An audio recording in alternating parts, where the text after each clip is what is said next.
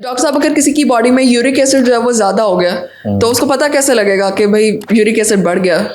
Uric acid basically हमारे blood का component है। तो अगर यूरिक एसिड में थोड़ी बहुत ऊंच नीच हो जाती है तो पेशेंट को उसकी अलामत नहीं आती। ठीक। कुछ पेशेंट्स में जब एक सर्टन लिमिट से ऊपर होता है तो उसको जिस्म में मुख्तलिफ बॉडी पार्ट्स में उसको पेन और इवन स्वेलिंग, इचिंग, सुइयाँ चुभने के मसाइल आ सकते हैं, घुटने में आ सकते हैं, फुट में आ सकते हैं, और इस तरह से डिफरेंट बॉडी पार्ट्स में पेन, स्वेलिंग और इस तरह की जो है ना अलामत आना शुरू हो जाती है। ठीक है।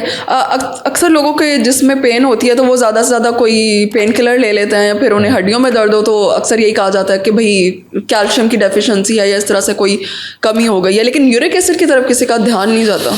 यूरिक एसिड बेसिकली सबसे पहले लोग कॉमन चीज़ों की तरफ फोकस करते हैं कि शायद कोई मेरे पट्ठों में कमज़ोरी है, जोड़ों में कमज़ोरी है, इस वजह से है। यूरिक एसिड भी इसकी एक डिफरेंशियल डायग्नोसिस में आता ज़रूर है।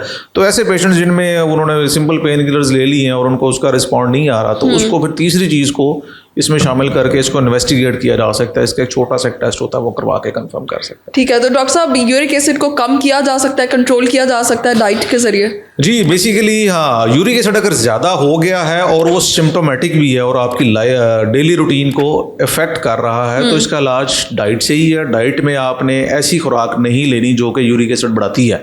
ओके।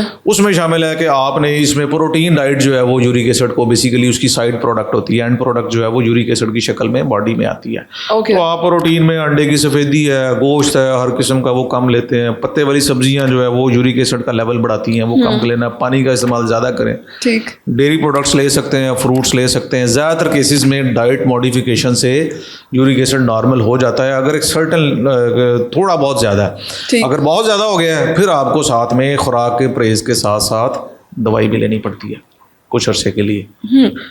एज का कितना रोल है इसमें? किस एज में यूरिक एसिड बढ़ने के चांसेस ज़्यादा हो जाते हैं? ज़्यादातर कंप्लेंट्स जो जोड़ों के दर्दों की हैं इस तरह वो आती हैं 40+ एज में। तो यूरिक एसिड भी ज़्यादातर इसी एज के लोगों को ही इफेक्ट करता है। उससे पहले एज में भी हो सकता है, लेकिन ज़्यादातर केसेस में आफ्टर 40 जब जोड़ों के मसाइल आना शुरू होते हैं तो तब ये आपको पता चलता है कि यूरिक एसिड भी इसमें शामिल है। ठीक है। डॉक्टर साहब, अगर यूरिक एसिड के सिम्टम्स बॉडी में वाज़ा नहीं हो रहे और अगर लेकिन उसका यूरिक एसिड जो है वो बढ़ा हुआ है बॉडी में, तो क्या जिस्म में इसका और तो कोई नुकसान नहीं है? उसमें ये कि अगर एसिम्प्टोमेटिक है और आपने बाकी रूटीन टेस्टों में देखा कि थोड़ा बहुत ज़्यादा, तो आप डाइट मॉडिफाई कर लें तो ठीक है, अदरवाइज कोई नहीं है। बहुत ज़्यादा है और आपको सिम्टोमेटिक भी है फिर इसको कंट्रोल करना ज़रूरी है, क्योंकि अगर कंट्रोल नहीं होगा और सिम्टम्स हैं तो ये यूरिक एसिड की क्रिस्टल्स बॉडी के डिफरेंट बॉडी पार्ट्स में जमा होना शुरू हो जाती हैं, ब्लड से निकल के जॉइंट्स के अंदर, सॉफ्ट टिश्यूज़ के अंदर। फिर वो चुभन के मसाइल जो है ना उसको फिर आते हैं और वहीं पे रहती हैं, वहाँ से निकलती नहीं है, स्टे करती हैं। ठीक है।